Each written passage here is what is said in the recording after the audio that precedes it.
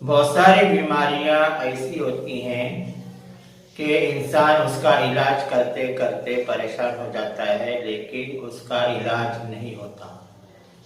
اس میں سب سے پہلے تو ہمیں حضور پاک صلی اللہ علیہ وسلم نے جو طریقہ بتلایا ہے اس طریقے کو اپنائیں۔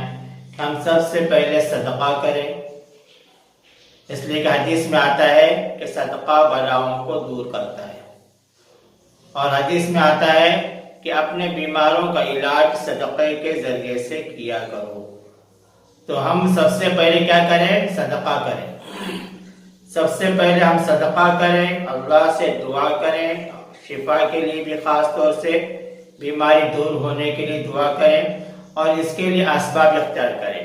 اور جو جسمانی بیماری ایسی ہو کہ جس میں ڈاکٹروں کی جانچ میں بھی کوئی بیماری سمجھ میں نہیں آ رہی ہو، یا ڈاکٹروں کی دوائیوں کے باوجود اس کے بیماری میں کوئی کمی نہیں آ رہی ہو، تو ایسے موقع پر کسی معالج یعنی کسی روحانی علاج کرنے والے کی طرف رجوع کریں اور اس کے پاس اپنا علاج کرائیں۔ اس لیے کہ جب تک کسی پر جادو یا جنات کے اثرات ہوں گے، شیطانی اثرات ہوں گے، تو اس پر کوئی دوائی اثر نہیں کرتی، اور اس کے رپورٹ جو جانچ ہوتی ہے جو بیماریوں کی، وہ تمام چیزیں نارمل ہی، تمام رپورٹ نارملی آتی ہے۔